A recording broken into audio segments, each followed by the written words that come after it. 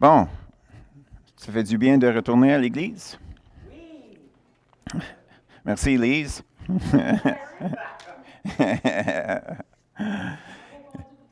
Oui. Et puis, merci Seigneur pour notre salut. Amen. Tout le monde a dit Amen? Oh, c'est un piège.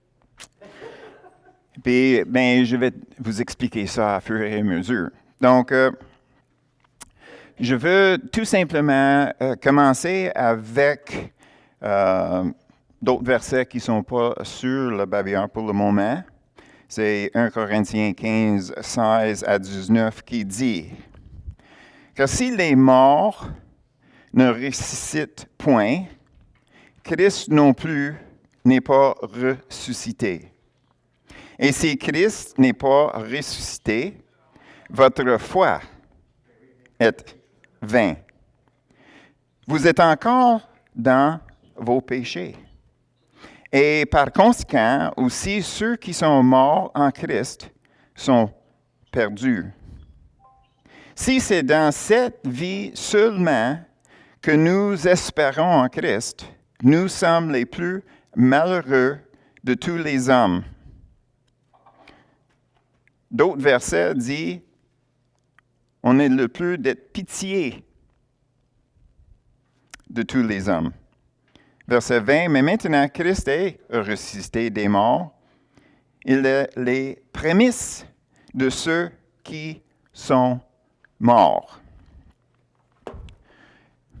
Donc, c'est notre foi, aussi la foi d'un chrétien. Ce n'est pas, si ce n'est pas vrai qu'on sera ressuscité, d'être un chrétien, ça ne vaut rien. Notre foi, c'est basé sur le fait qu'on sera ressuscité. Si ça, c'est pas vrai, ça ne donne rien de croire. C'est ça que Paul est en train de dire. OK? Vous me suivez? OK. Donc, notre foi est basée et reste sur le fait que Jésus a été ressuscité. OK? Donc, si notre foi est faible sur ce point-là, notre foi est faible. Parce qu'on a toujours la petite doute. Donc, c'est comme essayer d'être moitié enceinte. Tu sais, on ne peut pas être moitié enceinte, n'est-ce pas? Il fallait dans notre foi, il fallait qu'on fasse une décision. Si Jésus est ressuscité, qui est un fait historique, peu importe si quelqu'un renie ça. Si notre foi, c'est basé sur ça, bien là, nous avons un bon départ. Si nous avons le plus petit doute que ce n'est pas vrai qu'on sera ressuscité une fois qu'on est mort, ça va empoisonner nos décisions et notre façon de vivre comme chrétien, parce que, comme je dis, cette petite doute qui est là ne peut pas exister. OK? Donc, la raison pourquoi je fais l'étude qu'on va faire, puis ça, c'est juste la première partie de 3 parties. OK? Pour vraiment avoir la perspective des Écritures. Et j'amène ça parce que j'ai déjà vu dans ma vie les chrétiens qui avaient ils ont cru quelque chose, comme la guérison d'un enfant. Ils ont exprimé qu'ils croyaient que Dieu était pour guérir leur enfant, puis ce n'est pas passé. Qu'est-ce que tu penses, peux imaginer, si ce serait toi? Donc, la question, c'est que, est-ce que de croire, c'est la même chose que d'avoir la foi? Parce que nous autres, on va interchanger les deux. T'sais? Autrement dit, si je crois quelque chose, ça veut dire que j'ai la foi pour, n'est-ce pas? Donc, la question, c'est que selon les Écritures, qu'est-ce que ça dit exactement? C'est quoi précisément la définition de la foi? Et quand que je parlais de ces personnes-là qui attendaient quelque chose de Dieu que ce n'est pas passé, bien, c'est là où ce qu'on va regarder Proverbe 13, 12. Proverbe 13, 12.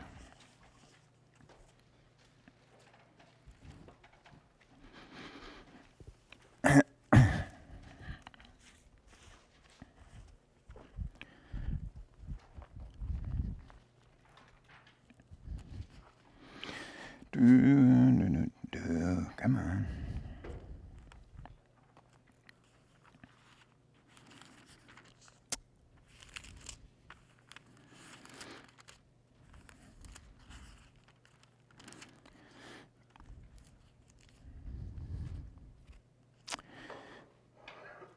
Un espoir différé rend le cœur malade.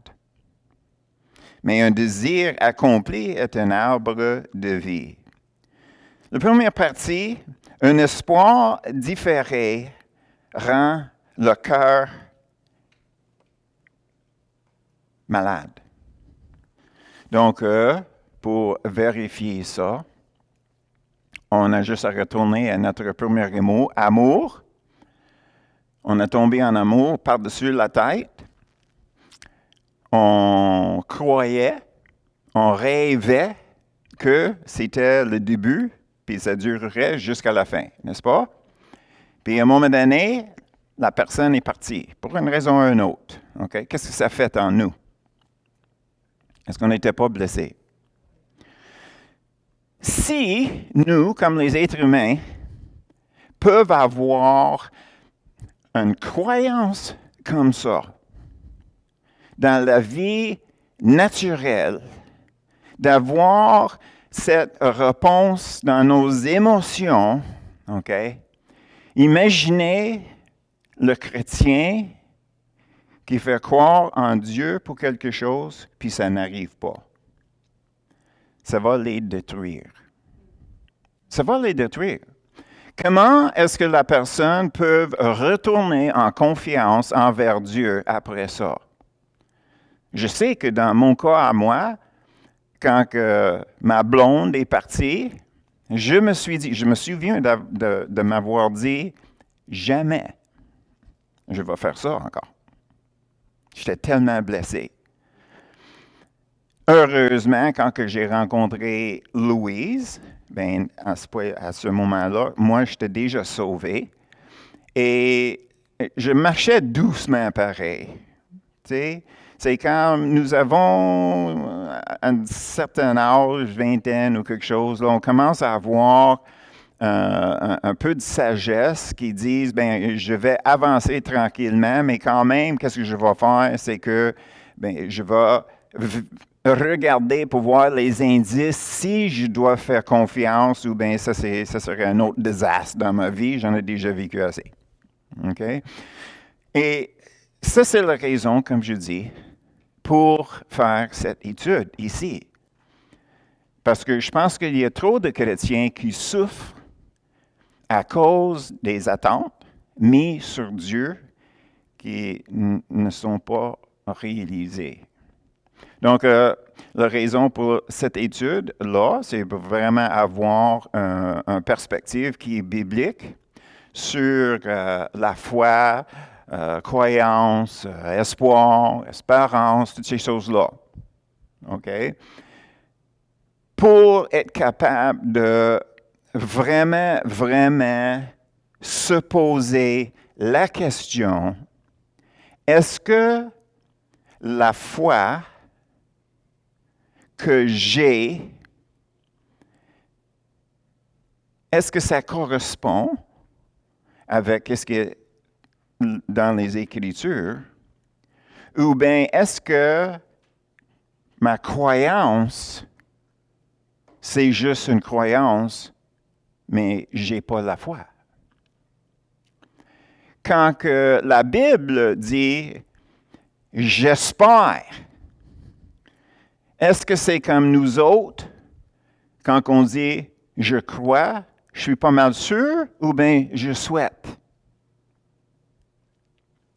Parce qu'en français, naturellement, il y a deux mots qui peuvent être dits, reliés avec le verbe « espérer ».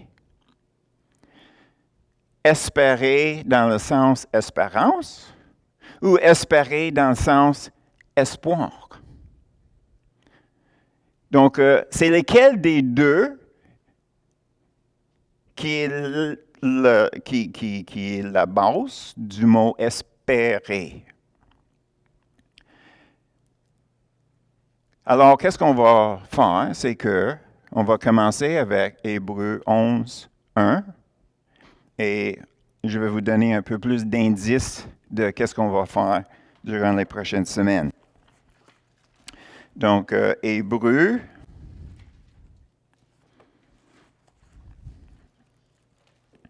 chapitre 11.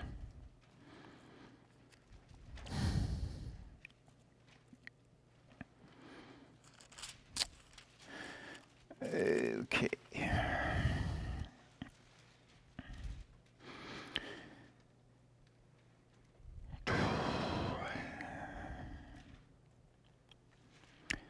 Hébreux 11, le verset 1. Or, la foi est une ferme assurance des choses qu'on espère. Donc là, on voit que espérer, avoir la foi, sont reliés, ces deux choses-là. Sont reliés. Donc, si on ne sait pas qu'est-ce que la Bible dit quand on parle d'espérer, on ne peut pas avoir une bonne définition pour la foi non plus, parce que les deux sont reliés. La foi est une démonstration de celle qu'on ne voit pas. Donc, c'est normal que la foi est invisible, ça existe, donc il y a quelque chose qu'on ne voit pas qui existe. C'est normal, n'est-ce pas? OK. Donc, l'étude qu'on fait, on va commencer avec Paul, quand il nous a écrit dans Romains 8, 24 et 25. On va regarder espoir, espérance, espérer, la foi, ferme assurance. On va regarder toutes ces choses-là. Puis une fois qu'on voit la base, la fondation qui est créée ici, de là, on peut aller vérifier si nous avons la foi selon les Écritures. Pour, autrement dit, avoir l'heure juste. Parce que, comme j'ai dit, il y a trop de monde qui ont cru sur le fait qu'ils croyaient Dieu aurait dû. Donc, est-ce que ça, c'est biblique? Et là, je pense que vous allez voir quelques surprises dans les choses qu'on fait. Mais à la fin de tout ça,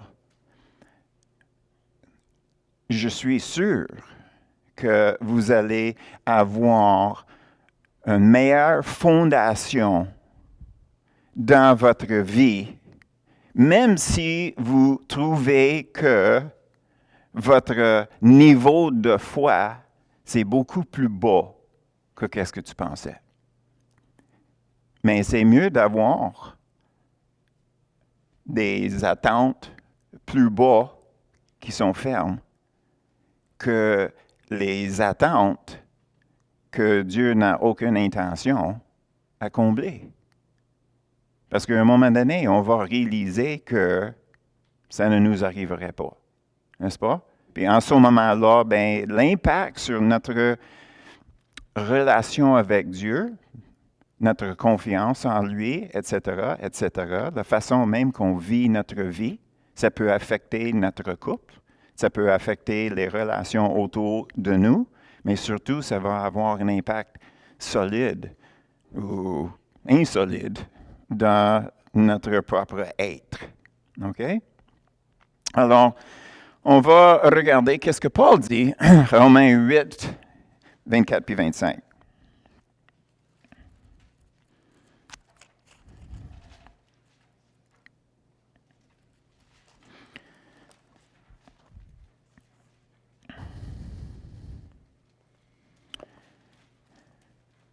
OK.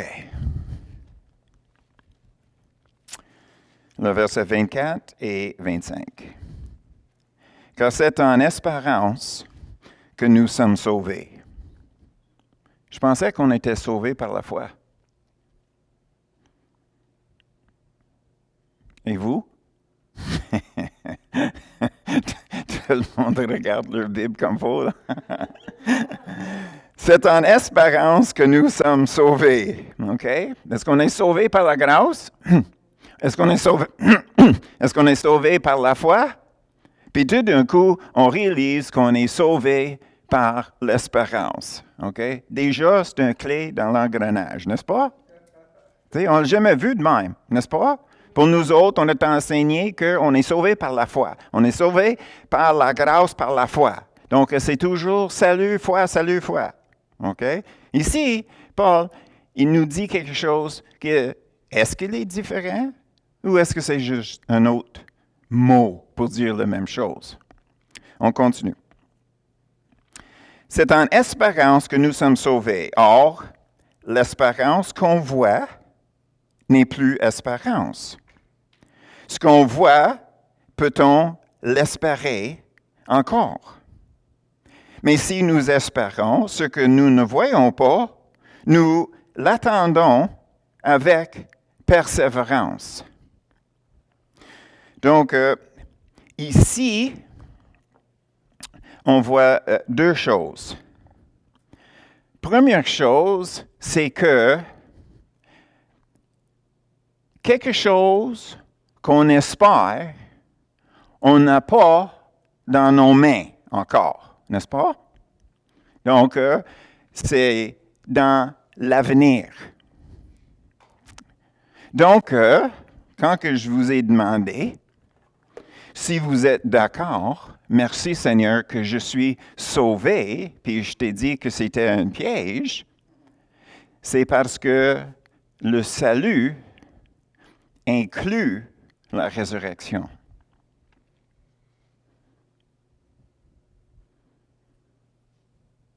Donc, on va reculer pour regarder ça, le verset 18. Je vais lire le verset 18 à 23.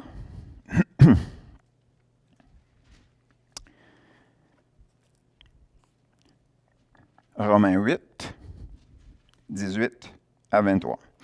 J'estime que les souffrances du temps présent ne sauraient être comparées à la gloire à venir qui sera révélée pour nous. Aussi, la création attend d'elle avec un ardent désir la révélation des fils de Dieu. Car la création était soumise à la vanité, non de son gré, mais à cause de celui qui l'y a soumise, avec l'espérance qu'elle aussi sera affranchie de la servitude, de la corruption, pour avoir part à la liberté de la gloire des enfants de Dieu. Or, nous savons que jusqu'à ce jour, la création tout entière soupire et souffre les douleurs de l'enfantement. Et ce n'est pas elle seulement, mais nous aussi, qui avons les prémices de l'Esprit. Nous soupirons en nous-mêmes en attendant l'adoption, la rédemption de notre corps. La dernière partie ici, c'est relié avec les versets 15 et 16. On recule le verset 15 et 16. Et vous n'avez point reçu un esprit de servitude pour être encore dans la crainte, mais vous avez reçu un esprit d'adoption par lequel nous crions Abba, Père. L'Esprit lui-même rend témoignage à notre esprit que nous sommes enfants de Dieu. Donc, on voit que toute la création souffre à cause du péché de Adam et Ève. La garantie de notre salut, c'est le fait que nous avons reçu le Saint-Esprit. Ça, c'est comme un dépôt, si on veut. Puis naturellement, quand on fait un dépôt sur quelque chose, ça nous appartient. N'est-ce pas? Tu sais, si on va commander quelque chose, puis il fallait qu'on donne un dépôt, bien, ça, c'est une garantie que la chose, quand elle arrive, on va finir le paiement, puis ça nous appartient. Mais avec Dieu, c'était l'inverse.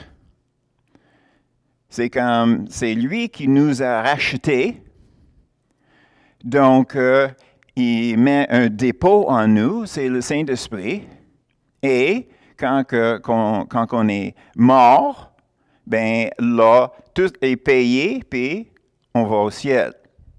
OK? Donc, quand on parle du salut, c'est important pour nous autres à réaliser quelque chose.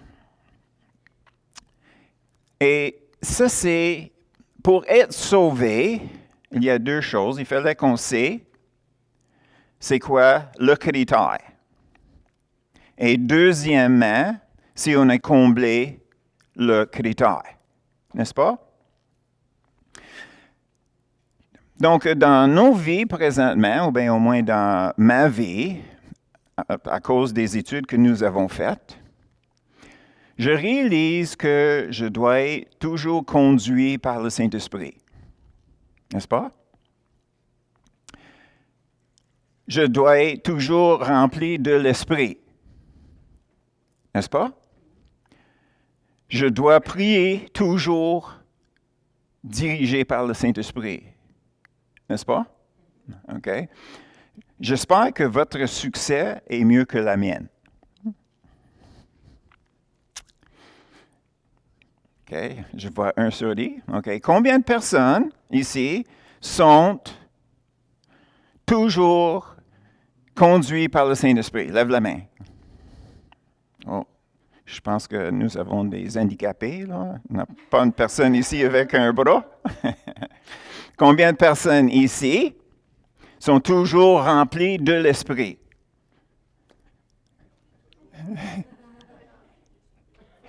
Toujours remplies de l'Esprit. Et troisièmement, qui ici est toujours dirigé par le Saint-Esprit dans leur prière?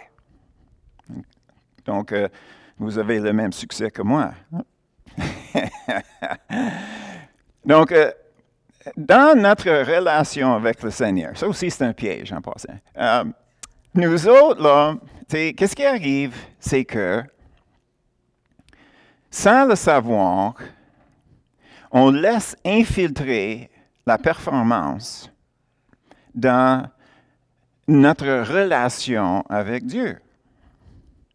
Parce que j'admets qu'après qu'on a fait les études par rapport aux choses que je viens de mentionner, je réalisais que je pourrais, si je pense à ça, si je commence ma journée en se disant, OK, Seigneur, Saint-Esprit, je commence avec quoi?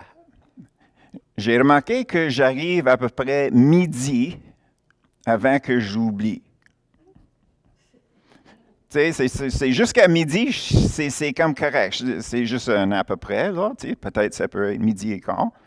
Mais c'est juste pour dire combien entre nous se lèvent le matin, dit au Seigneur, OK, Saint-Esprit, OK, je veux que tu me dis quoi faire la journée longue. Donc, on commence avec les plus petits des choses. Est-ce que je déjeune ou pas? Parce que le Saint-Esprit peut nous appeler à jeûner, n'est-ce pas? Donc, s'il veut qu'on jeûne ce jour-là, il faut demander si on devrait déjeuner ou jeûner, n'est-ce pas? OK? Puis là, on attend une réponse, puis peut-être il va dire, OK, tu peux déjeuner, puis on va dire, OK, là, vu que j'ai quelques livres à perdre, je mange quoi? Je mange en quelle quantité? OK? Puis là, je suis correct jusqu'au temps que vers 11h30 ou quelque chose, là, l'estomac commence à rogner, puis je commence à avoir faim. Je suis en train de faire, OK, Seigneur, est-ce que je commence avec la prière ma journée? Est-ce que je commence avec la lecture? Naturellement, si on travaille, on commence le soir avant. Seigneur, quelle heure que tu veux que je me lève demain matin? Si tu veux que je lis, si tu veux que je prie, combien de temps? Tu vois comment que, les choses vont loin comme ça. Rendu midi, là, si on est à 100%, on fait bien. Mais ça, c'est juste un avant-midi, ça. N'est-ce pas? Alors, on arrive à la place, OK, qu'on sait c'est quoi le critère.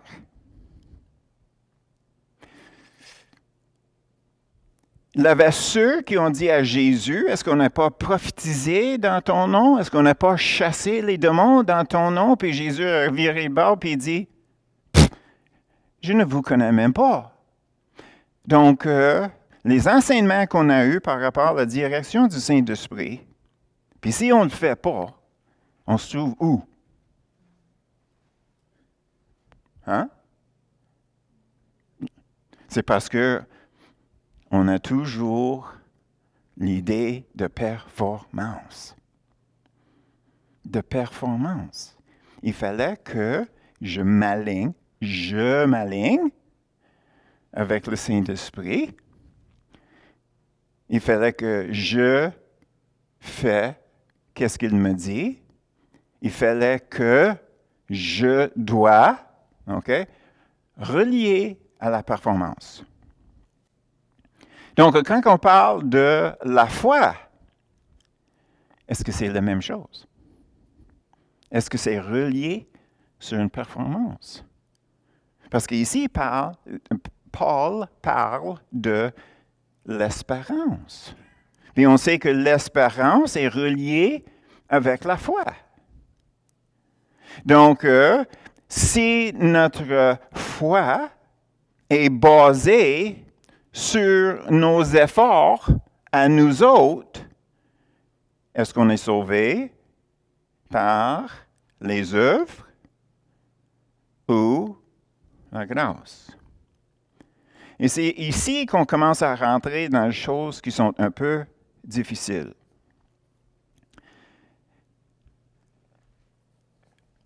On va regarder, dans un moment, on va regarder Éphésiens 2, 8, puis tu vas voir de quoi que je parle.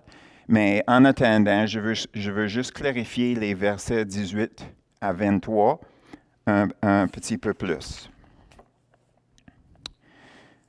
Le verset 18, chapitre 8, le verset 18.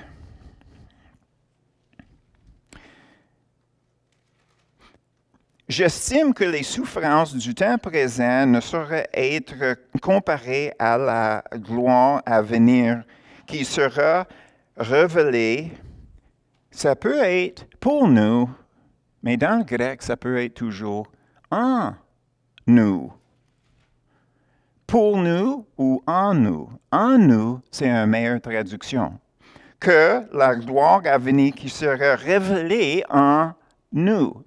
Notre résurrection, c'est la gloire de Dieu en nous, manifestée. Le verset 19. Le fait que c'est marqué ici, toute la création attend, ça veut dire que c'est quelque chose qui est à l'avenir aussi, comme l'espérance.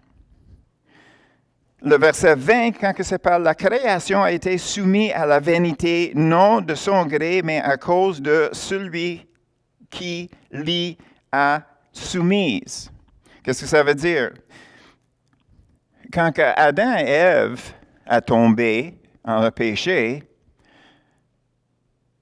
Dieu a maudit la terre. Il dit, la terre ne produira pas pour vous. Vous allez travailler, vous allez vivre par la sueur de ton front. Donc, la terre était maudite avec Adam. OK? Donc, ici, c'est ça l'idée que toute la nature, toute la création a été affectée.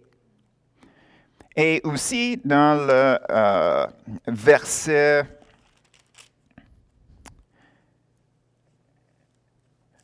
20,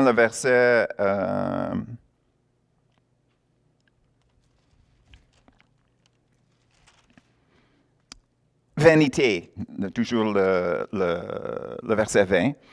Quand que ça dit vanité ici, qu'est-ce que ça veut dire que quand que la création a été créée au tout début, elle était créée dans une beauté qui était une réflexion de Dieu.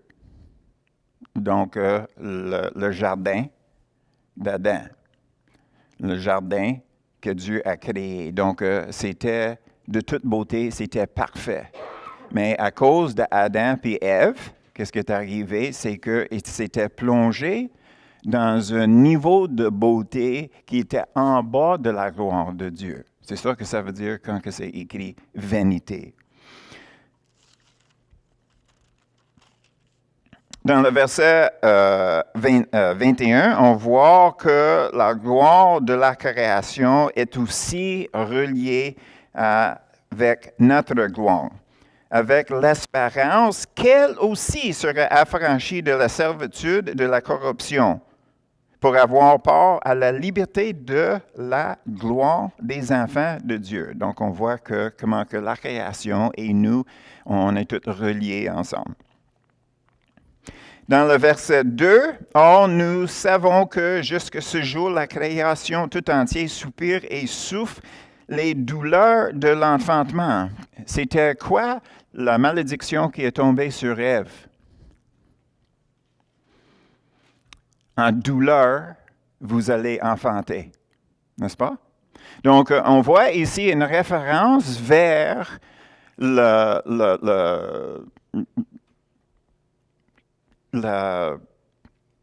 comment que la création a souffert semblable à Adam et Ève.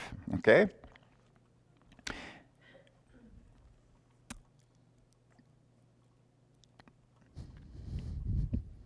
J'ai oublié ça, Dominique.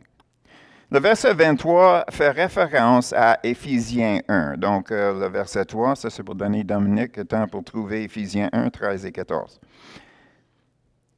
Et ce n'est pas elle seulement, mais nous aussi qui avons les prémices de l'Esprit. Nous soupirons en nous-mêmes. Nous soupirons en nous-mêmes en attendant l'adoption, la rédemption de notre corps. Donc ici, on voit l'aspect de prémisse, naturellement, c'est relié encore dans l'Ancien Testament que les prémices de la récolte étaient amenées au prêtre, n'est-ce pas? C'était le début de leur saison de récolte. Donc, ils amenaient leurs prémices. Puis, à la fin, ils amenaient leur dîme. quand que la récolte était finie. Donc ici, l'idée prémisse, c'est toujours relié avec l'Ancien Testament aussi. Donc maintenant, on peut aller voir Éphésiens 1 pour nous expliquer un peu plus. Éphésiens 1, versets 13 et 14.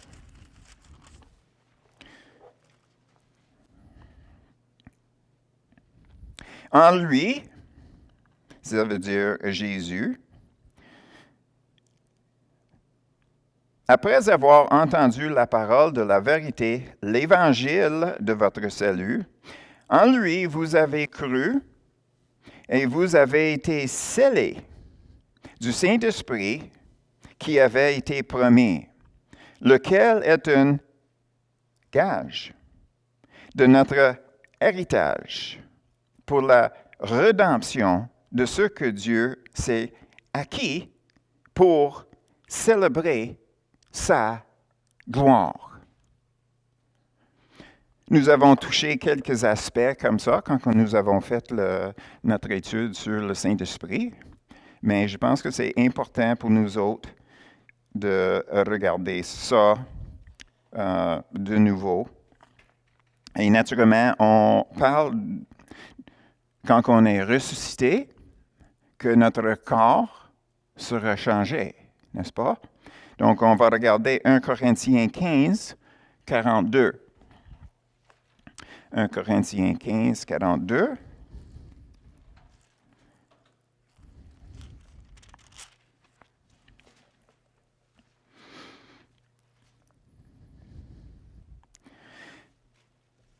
Ainsi en est-il de la résurrection des morts. Le corps est semé corruptible, il ressuscite incorruptible.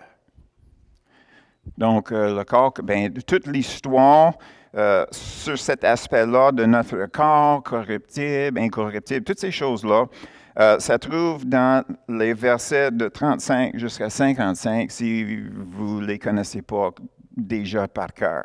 On sait, mais c'est quand même écrit, expliqué. Donc, comme nous avons dit dans le verset 24 et 25 de Romains chapitre 8, car c'est en espérance que nous sommes sauvés.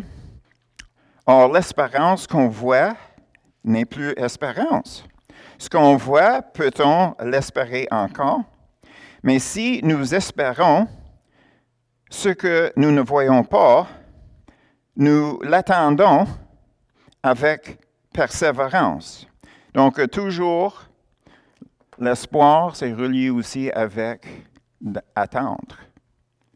Maintenant, on va finalement regarder Éphésiens 2, 8 pour avoir la comparaison entre être sauvé en espérance, ou bien les versets qu'on connaît mieux que ça, c'est l'aspect d'être sauvé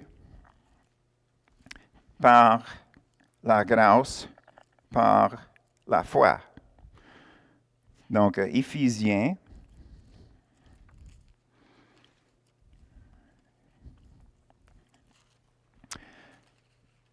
chapitre 2, le verset 8, et on va dire 9 aussi. Désolé, Dominique. Elle est là. Elle tape. OK. Verset 8. Car c'est par la grâce que vous êtes sauvés par le moyen de la foi. Mais comment ça se fait? Ça dit ici qu'on est sauvé. Puis l'autre, ça dit qu'on espère. On continue. C'est le don de Dieu. Je recommence. Car c'est par la grâce que vous êtes sauvés par le moyen de la foi. Et cela ne vient pas de vous. C'est le don de Dieu. Ce n'est point par les œuvres, afin que personne ne se glorifie. OK. Ça, c'est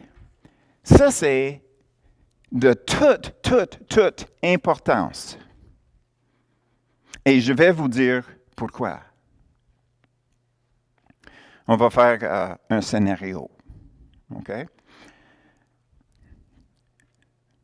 Vous êtes dans une chaloupe avec un petit moteur, puis tu traverses un grand lac. T'avances. Il y a un méchant qui arrive à côté de toi avec un gros bateau, il fait virer, cause une énorme de vagues, puis là, le bateau est viré à l'envers. À cause du moteur, la chaloupe descend jusque dans le fond, puis toi, tu es là, puis tu ne sais pas comment nager. OK? Donc, on est dans une difficulté. OK? N'est-ce pas? Donc, on est là, puis c'est comme, on fait toutes les gesticulations là, qu'on peut faire avec nos bras, puis de temps en temps, on est capable de prendre un peu de souffle, puis on crie au secours. Mais heureusement, par hasard, juste en arrière, Dieu est là avec sa chaloupe à lui. Puis il arrive à côté de toi.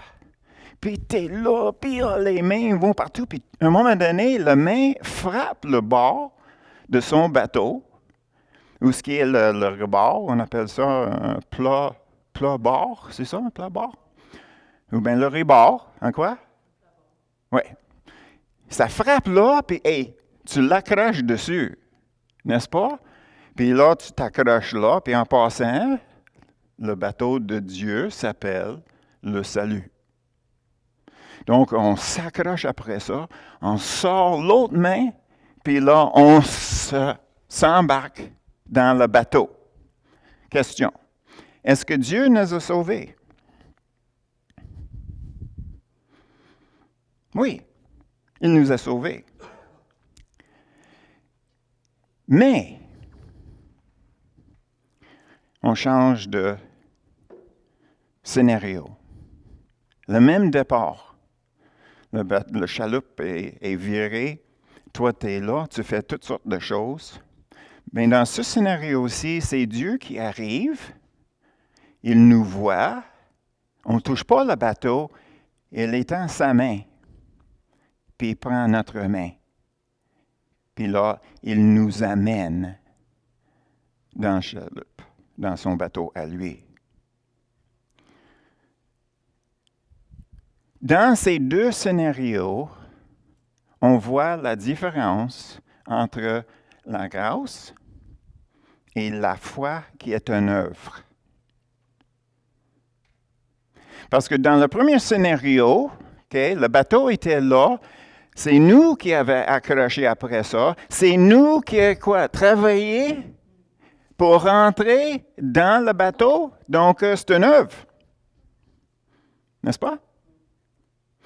Donc, qu'est-ce qui arrive, c'est que si nous avons l'idée que la foi, c'est une œuvre sur notre part, de notre part, ça veut dire qu'à chaque fois qu'on veut quelque chose, tout ce qu'on a à faire, c'est d'étendre la main de foi. Puis là, nous avons accès à toutes les choses que nous avons en Christ. À cause de, on a étendu la main. Mais le problème, c'est que quand on entend les prédications, quand on lit les livres qui parlent de cette façon-là, si telle foi, tu as accès à tout ce que Dieu a pour toi, OK? Il ne donne pas la bonne définition sur la foi. Parce que ça, c'est avoir de Dieu à cause d'une œuvre qu'on fait, qu'est-ce qu'il appelle un acte de foi. Donc, si ça c'est vrai, ça veut dire que, premier scénario, c'est nous qui se fait embarquer dans le bateau de Dieu. On arrive sur la plage, puis ça tombe que Dieu est kiosque pour vendre la crème glacée. Qu'est-ce qu'on fait? Je veux une crème glacée. On étend la main de foi. Puis il fallait que Dieu n'en donne une. Parce qu'on a éteint la main de foi. On a fait embarquer notre foi. Ça marche-tu? Non, je ne pense pas. Tandis que si on retourne à notre deuxième exemple, Dieu, il arrive. Les mains sont comme ça. Puis Dieu étant un main, il prend un main. Il prend la deuxième main, puis il prend notre deuxième main, puis il nous tient. Il dit, reposez un peu. Reposez. Je te tiens, je te garde. Prends ta souffle, puis là, après ça, je vais t'embarquer dans le bateau. Ici, qu'est-ce qu'on voit, c'est que une main de Dieu, c'est l'amour. L'autre main, c'est la grâce.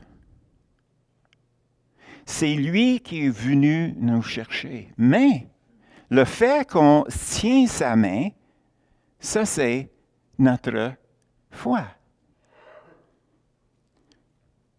Et puis avec l'autre main, pour se garder comme en repos, okay, c'est notre amour pour lui aussi. Dans ce scénario-là, okay, pour nous aujourd'hui, nous sommes toujours dans l'eau. Parce que le moment qu'on sort de l'eau, dans cet exemple ici, c'est d'être ressuscité. Mais pendant que nous sommes ici dans l'eau, on tient les mains de Dieu. Puis on reste, on persévère entre ses mains. Parce qu'il a des choses à faire qu'il veut faire à travers de nous. Nous avons des choses à faire. Donc, il est toujours en train de nous tenir. On ne se noyera pas. Mais on n'est pas rendu à la fin de notre salut avant qu'on ait ressuscité. Parce que ça, c'est la seule chose qui nous attend. La seule chose qui est en avant, nous autres. Pour le reste, nous sommes sauvés, oui. Mais qu'est-ce que nous avons déjà? On ne peut pas dire qu'on espère pour, n'est-ce pas? C'est ça que Paul a dit. Donc, le salut que nous avons, c'est le salut que nous vivons dedans jusqu'au moment qu'on est enlevé de ce temps ici par le Seigneur. Soit la mort ou bien l'enlèvement, quoi que ce soit. OK? Mais disons que Dieu nous amène, on reste toujours dans l'eau, il nous amène sur le bord, puis on monte sur la plage, puis on voit un kiosque. Puis c'est son kiosque de crème glacée. OK? La différence, c'est que Dieu va dire, est-ce que tu veux un crème glacée? Puis tu dis, oui. Puis qu'est-ce qu'il fait? Encore, c'est lui qui étend la main avec le coronet, puis c'est nous qui le prenons.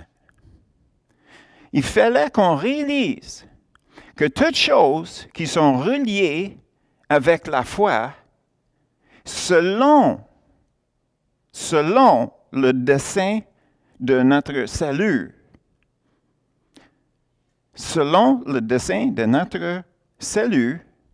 c'est toujours lui qui initie parce qu'il voit qu'on se noie, non parce qu'il voit une main dans l'air. Est-ce que vous comprenez? Il fallait que c'est Dieu qui étend la main. C'est à nous après de prendre sa main. Ça, c'est le parti de foi en nous. c'est initié par Dieu, c'est saisi par notre foi. C'est ça la différence la plus importante de tout. C'est ça la chose qui est la plus importante de tout. C'est de réaliser que ce n'est pas par ma foi que je suis sauvé. Donc, ce n'est pas par ma foi que je vais avoir mon crème glacée. Mais ça ne se vend pas, les livres, ça. Tu sais, les livres que moi j'ai déjà vus, c'est toujours le contraire. Par la foi, tu peux avoir n'importe quoi de Dieu. Si tu as la foi, tu peux l'avoir. Si tu as la foi, tu peux l'avoir. Si tu as la foi, puis là, on est là. Est-ce que j'ai la foi? Est-ce que j'ai la foi? Mais il ne recule pas au début. En disant ça, c'est quel scénario qu'ils sont en train de vendre? C'est le premier. C'est toi qui accroches après le bateau, tu fais le geste, tu fais l'œuvre d'aller chercher l'autre avec l'autre main, puis tu sors de ta situation par tes propres œuvres.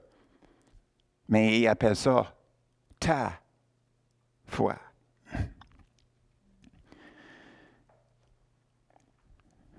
Vous me comprenez? Est-ce que ça fait de bon sens?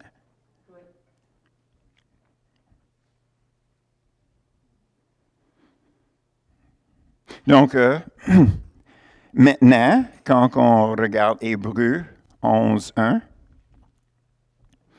la foi, c'est la ferme assurance des choses que nous espérons. Maintenant, qu'est-ce qu'on va faire? C'est qu'on va embarquer dans le mot « espérons ». Est-ce que dans le grec, « espérons », c'est l'espérance ou l'espoir? Je vais vous donner la définition.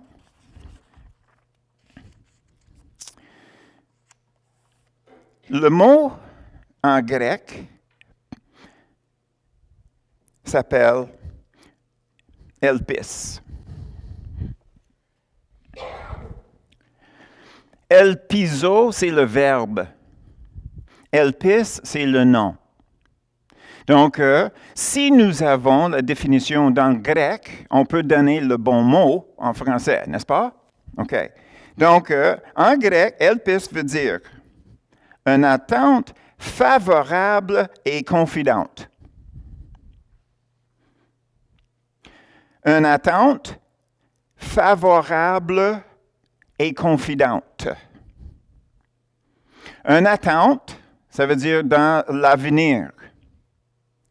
Favorable, c'est une mesure, c'est avec une mesure de joie. Mesure de joie. Et confidente. Une attente confidente.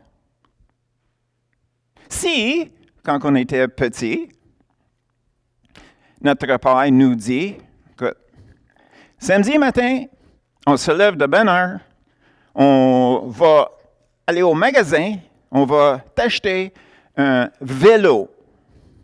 La couleur, le style, le modèle, les accessoires que vous voulez.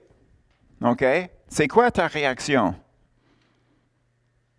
C'est quoi ta réaction? Ha! Quand que je le vois, je vais croire? Pas du tout. C'est Yahoo! Pour nous, c'est un fait accompli. N'est-ce pas? Hey, écoute, premièrement, c'est mon père. Il n'est pas menteur. Deuxièmement, il m'aime. Troisièmement, il le dit. Donc, c'est un fait accompli. On se lève samedi matin. Est-ce que c'est comme, oh, j'espère que c'est vrai? Dépend sur ton père, là, dans le passé, bien, on sait, dans notre sérieux, c'est le contraire. Hey, écoute, on se lève à 4h30 du matin. OK? Et papa, est-ce qu'on peut y aller? Et papa, papa. Non, le magasin est ouvert qu'à 9h. Mais papa, je peux imaginer Ézéchiel dans une couple d'années. Là, okay? Je m'attends d'être réveillé aussitôt que le soleil se lève parfois. Est-ce qu'on peut sortir dehors? Qu'est-ce qu'on peut faire ensemble? Blablabla. Tu sais, ça, c'est une attente favorable et confidente. Okay? Ça, c'est la définition donnée de Elpis dans le grec. Okay? Donc, est-ce qu'en français, est-ce que nous avons un mot qui ressemble à ça? Bien, le plus proche, c'est espérance. Le plus proche. Parce que, tu sais, quand on achète le billet de loterie, pour ceux qui le font, on espère de gagner. Mais ça veut dire je souhaite. Donc, espoir, tel quel, c'est de souhaiter. C'est de rêver. OK? Mais pour avoir un mot qui va avec le grec, il fallait que je prenne l'autre mot, espérance. C'est ça la raison pourquoi c'est espérance dans les traductions qu'on a déjà lues, dans les versets qu'on a lus, n'est-ce pas? Espérance. Donc, il fallait qu'on réalise que la foi, c'est une ferme assurance des choses sur lesquelles nous avons l'espérance. On attend avec joie et confidence les choses dans lesquelles nous avons la foi. OK? Donc, une autre façon de dire, une attente favorable, on peut dire que une expectation favorable et confidente, n'est-ce pas? Est-ce que c'est la même chose? Une attente favorable et confidente. Est-ce que ça, c'est la même chose qu'une expectation favorable et confidente? Ou bien une anticipation favorable et confidente? Est-ce qu'elles ne sont pas toutes pareilles? Donc, ça, c'est notre définition d'espoir, d'espérance. Mais malheureusement, nous n'avons pas un verbe pour espérance différent que espoir. Donc, quand on lit en français que j'espère que, bien, dans notre tête, est-ce que c'est espoir ou espérance? Quand que c'est le nom, donc dans la traduction, c'est toujours espérance. Espérance, espérance. Mais nous, la façon qu'on parle en français, j'espère, c'est plus je souhaite. Parce qu'on se sert de je souhaite beaucoup plus souvent. Beaucoup plus souvent qu'une espérance. Donc, pour nous, on lit que nous espérons. C'est comme, oh, je souhaite. Autrement dit, que la foi, c'est relié avec qu'est-ce que je rêve, qu'est-ce que je désire, qu'est-ce que je souhaite. Non, c'est relié avec une expectation, une anticipation favorable de bonnes choses. OK?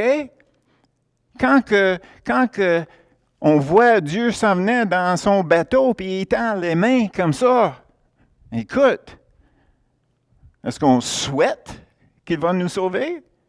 Ou bien est-ce qu'on attend avec joie?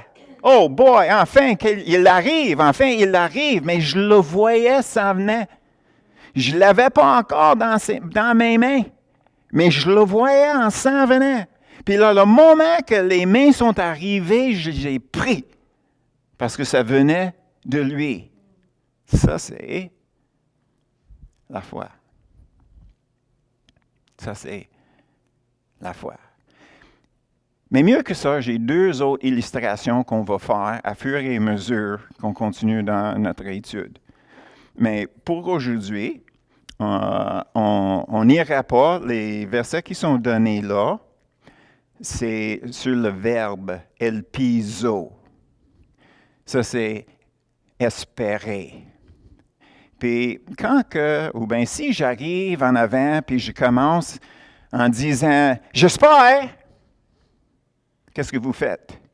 Vous écoutez parce que vous attendez quelque chose qui va suivre, n'est-ce pas? Je ne peux pas juste commencer en disant « J'espère ». Je vous laisse pendu, n'est-ce pas? Donc, c'est la même chose dans le grec, mais c'est intéressant parce que c'est un peu plus précis. Donc, dimanche prochain, quand on revient, on va regarder des différentes choses qui suivent « j'espère ». Dans le grec, comme en français, c'est une préposition. Tu sais, j'espère que, j'espère de, j'espère à. Il y a toujours une préposition qui suit. Puis c'est la même chose dans le grec, sauf qu'il y en a juste 3. Donc, si ce n'est un, ça veut dire une chose. Si c'est un autre, ça veut dire une autre chose. Si c'est l'autre, bien, ça veut dire encore une autre chose. Donc, qu'est-ce qu'on fait maintenant, c'est que on va considérer, reconsidérer l'idée de l'espérance et les choses qu'on veut de Dieu. Si j'ai la foi, je vois les choses d'une façon que, premièrement, ça vient de Dieu, et vu que ça vient de Dieu, OK, j'ai une joie en attendant et j'ai une confiance. C'est là, je ne peux pas tout à fait le toucher, mais c'est là. Est-ce que j'ai un peu de joie en moi quand que je fais ça? Parce que je suis convaincu, c'est là. C'est là. C'est sur le bord. C'est là. C'est là. Puis vu que c'est Dieu, ben c'est la même chose. C'est avec confiance. Je sais que ça s'en vient là. Mais il fallait que j'attende. Donc, même dans notre salut, il fallait que nous avons l'attitude que, premièrement, on fait confiance et avec joie, nous sommes des chrétiens. Parce que la résurrection de Dieu, la résurrection de Jésus, c'est un fait historique. C'est un fait. Donc, qu'est-ce que nous croyons? Encore un autre jeu de mots. La foi. Parce que la foi, ce n'est pas juste quelque chose qu'on manifeste. La foi, c'est toujours toutes les choses qu'on croit qui sont dans la Bible. Tu sais, quand on parle de notre foi, on peut parler du fait que nous sommes des chrétiens, donc toutes les choses qui sont incluses, ça c'est notre foi, mais aussi nous avons la partie que nous croyons personnellement. Okay? Donc, quand on parle de la résurrection, on voit que, est-ce qu'il y a une personne ici qui a un tout petit doute sur la résurrection? Si vous avez le plus petit doute qui existe, bien, ça va affaiblir toutes les choses qu'on attend de Dieu. Parce qu'il reste toujours le doute que samedi matin, on part avec papa pour le vélo. Même chose. OK? Donc, considère comme faux. Est-ce que notre salut est basé entièrement par une œuvre de Dieu? J'ai juste à recevoir ça en l'acceptant avec notre main de foi. Ou bien, est-ce qu'il faut que je fasse un effort dans ma foi pour aller chercher les choses de Dieu? Parce que ça, c'est les deux côtés. Ça, c'est les deux côtés. Puis comme je dis, la raison pour faire ça, c'est pour éliminer le désespoir que j'ai vu dans les chrétiens, qui pensaient que de croire c'était comme la main de foi qui allait chercher quelque chose de Dieu, même si Dieu n'était pas nécessairement impliqué dedans. Mais il croyait, donc il attendait, puis c'est pas manifesté, donc ils étaient démolis, comme nous autres, la première fois que notre amour nous a délaissés. Okay? Donc, on peut voir comment que ça peut avoir un impact énorme dans nos vies si nous n'avons pas la bonne définition de la foi et, naturellement, qu'est-ce que ça veut dire, j'espère? Ça veut dire, c'est avec espérance que j'attends. OK? Donc, good.